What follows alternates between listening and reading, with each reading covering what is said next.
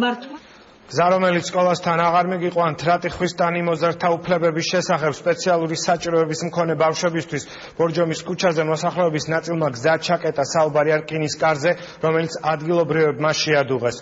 უკვე საუბრობენ დისკრიმინაციის ნიშნებზე, კონკრეტული არასამთავრობო ორგანიზაციები შესაბამის უწყებებს სასწრაფო რეაგირებისკენ მოუწოდებენ.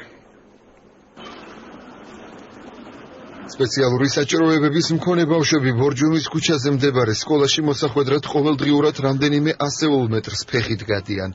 სკოლის ეზოს ორი შესასვლელი აქვს, თუმცა ეზოში შესასვლელი ერთ-ერთი კარი, რომელიც სკოლაში მოხვედრის უმოკლესი გზა იყო, მოსახლეობამ შეადუღა. გასაჩერებას კიდევ ვინჩივი შესაჩერებელიც არ არის, იმიტომ რომ ომთივია ქუჩა, აქ ბაზრის ხალხი აჩერებს, ტროტუარებზე გაჩერებული ქუჩა და როგორც ვთქვით, ამნაირი გვაქვს ან ხელში ატატებული, ან მინუალის ერთ-ერთ უნდა შემოიყვანოს სკოლამდე. ეს არის ძალიან დიდი პრობლემა მშობლისთვის. გაიჟღერა, რომ არ სურდათ ასეთი ბავშვების ყურება ყოველ დღე. არ ვიცი, ეს რამდენად ჰუმანური მიზეზია, რამდენად ესეთი დამაჯერებელი, რომ მე თქვა, რომ კარგი, რადგან თქვენ არ გსურთ ჩემი ბავშვის ყურება, კარგით ჩამიკეტეთ კარები, ეს ცოტა ისეთი ის არის. არ უნდა ნახოს ნორმალურმა ბავშვებმა, ასეთი ბავშვები რომ გეტყვიან, გული გაგისხდება, რა იქნება და იმის დამადასტურებელია, რომ ვაფშე სვეტკებით და რო არ ნახონ ეს ბავშვები და დასვარკეს და რაღაცა, ეს როგორ შეიძლება აღმაშენებლის 191 ნომერში მცხოვრები მოსახლეობა ადასტურებს, რომ სკოლის ეზოში შესასვლელი რკინის კარი მათი გადაწყვეტილებით დაილუქა, თუმცა კორპუსის თავმჯდომარე დისკრიმინაციას გამორიცხავს. მიმოსვლაც იყო ჩვენ ეზოში, ჩვენ წითელ ხაზებში და ჩვენი ეზო, ის კარი პირდაპირ გამოდის ჩვენ კუთვნილ ეზოში. ხო და ამაზე იყო უბრალოდ შეუთანხმებლობა. სკოლის ადმინისტრაციაში ამბობენ, რომ კარი შენობის უკან 2004 წელს ჩაედგა, თუმცა მოსახლეობამ ის მალევე შეადუღა. სკოლის ხელმძღვანელობამ კარი 2 წლის წინ გახსნა, რამაც მოსახლეობასთან დაპირისპირება და კარის დღემდე დალუქვა გამოიწვია. ისეთი აუზაური ატყდა და ისეთი ამბავი ატყდა მაშინ, რომ ვერ გადმოგცემდენით, იმიტომ რომ მილიციის ჩარევაც კი გახდა საჭირო. განაცხადეს, რომ არ უსურთ ამ ბავშვების ნახვა თავის ეზოში.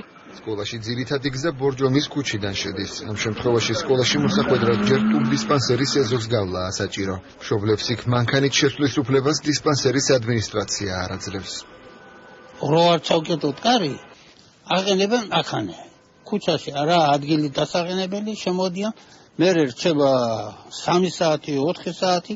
სპეციალური საჭიროებების მქონე ბავშვების პრობლემით დედაქალაქის მერია დაინტერესდა. თბილისის კეთილმოწყობის სამსახურში პირობას დებენ, რომ პრობლემა უახლოეს მომავალში მოგვარდება. რა გზით ნამდვილად ჩვენთვის უცნობია, იმიტომ რომ უნდა სიღრმეებში ჩავიდეთ, გავარკვიოთ სიტუაციურად რა მდგომარეობაა, მოვისმინოთ როგორც ერთი, ასევე მეორე მხარის პოზიცია, ყოველ შემთხვევაში პრობლემას გადავწყვეტ. პრობლემით უკვე დაინტერესდა სახალხო დამცველის აპარატიც. შეზღუდული შესაძლებლობების მქონე პირების დაცვის ცენტრში დისკრიმინაციის სხვა ფაქტებსაც იხსენებენ. არასამთავრობო ორგანიზაციებში კი მოსახლეობის ცნობიერების დაბალ დონეზე საუბრობენ. როდესაც მათ საქანელის დემონტაჟი მოითხოვეს, რომ არაშეზღუდვების მქონე ბავშვებთან შეზღუდული შეობის მქონე ბავშვებს არ ეთამაშათ. როდესაც ამოქოლეს კარები ამ შემთხვევაში, რომ იმ ეზოში მცხოვრებ ბავშვებს არ ქონოდათ კავშირი შეზღუდული შეობის მქონე ბავშვებთან. ეს რა თქმა უნდა, უპირველეს ყოვლისა გამოწვეულია დაბალი ინფორმირებულობით. საქართველოში მოსახლეობის 40%-ს აქვს სტიგმა შეზღუდული შეობის მქონე ბავშვების მიმართ, ეს რასაკვირველი არის, ძალიან შემოშფოთებელი ფაქტი.